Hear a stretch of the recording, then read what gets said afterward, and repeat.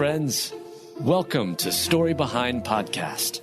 This is the show for people who love hearing a good story and who believe the world could use more positivity. We're the team behind GodUpdates and God2, and we hope these weekly short stories will brighten your day.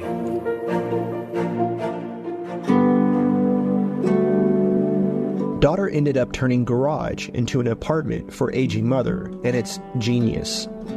Written by Adam Staten, read by Adam Staten. Some folks create she sheds, but one woman ended up turning her garage into an apartment for her aging mother. And this glam garage for grandma is a brilliant idea. Most parents over the years do so much for their children.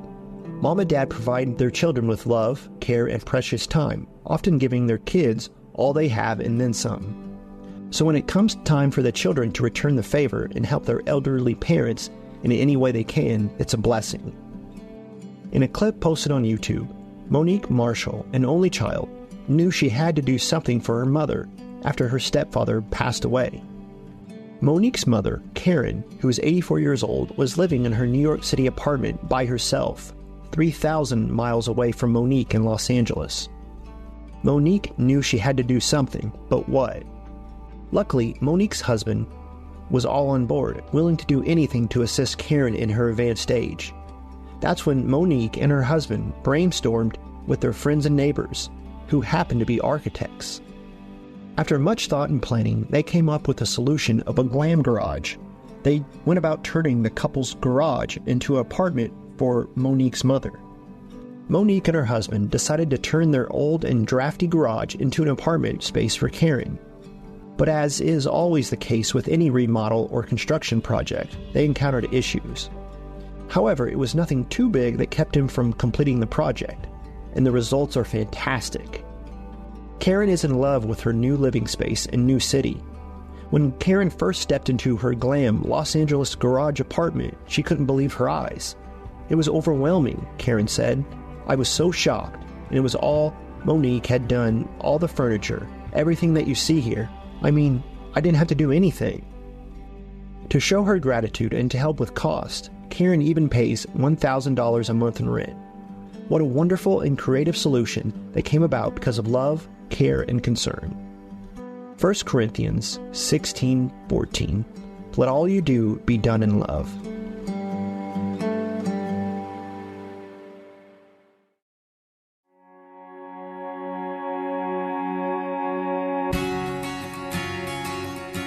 Days after giving birth, doctor's wife dies in his arms.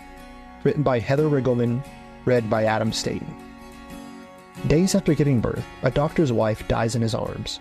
In fact, he was the one to call the code signaling the end of any life-saving attempts.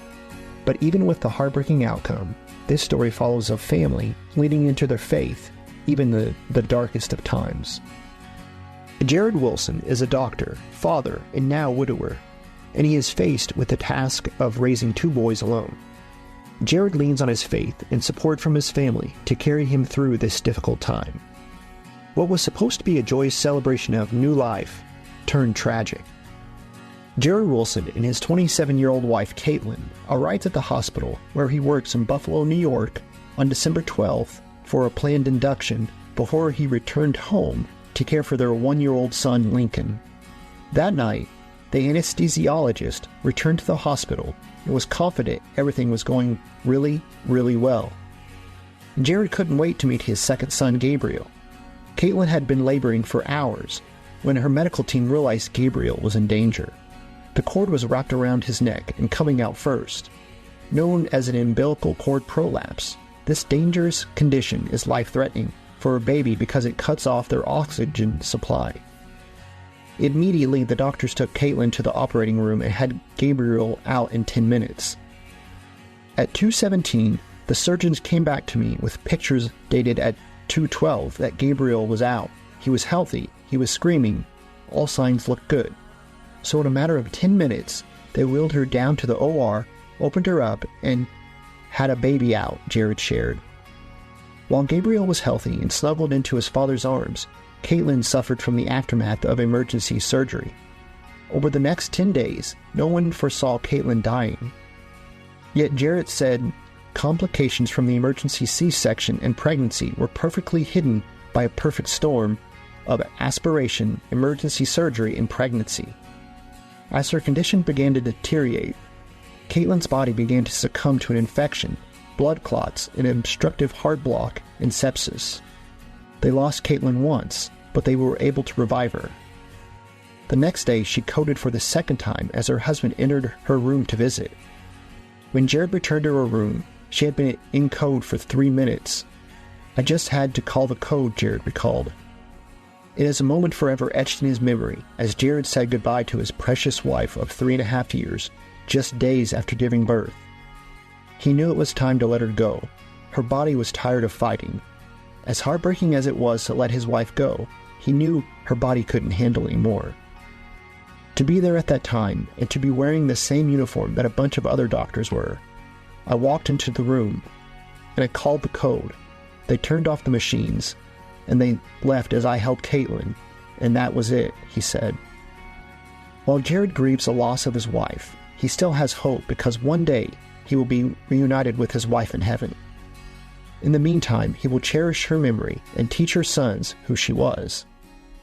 Jared said, "It's enough that it will last a lifetime, because as difficult as it will be to raise these boys as a single dad and a doctor, and they won't know their mom the way that they should, and they won't know of her love for them the way that they should. I'll have to work on how to do it," he added. But true love, as sappy and as fairy tale and cheesy as it sounds, is real, and it absolutely transcends any boundary of death, life, distance, or mom. That these 3 years are enough for me to live the rest of my life on, and they're enough that these boys will know of their mom. Though Caitlin is gone from the world, her memory will live on through her sons and the memories she created with Jared.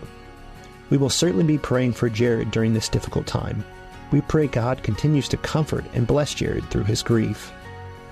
Revelations 21:4. He will wipe away every tear from their eyes, and death shall be no more. Neither shall there be mourning, nor crying, nor pain any more, for the former things have passed away.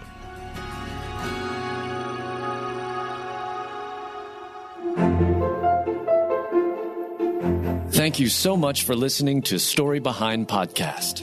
We're really glad you joined us for this week's story. To see photos and videos that may have been referenced in this episode, check out the links in the show notes. And if you enjoyed what you heard today, subscribe to our podcast, and please tell a friend about us.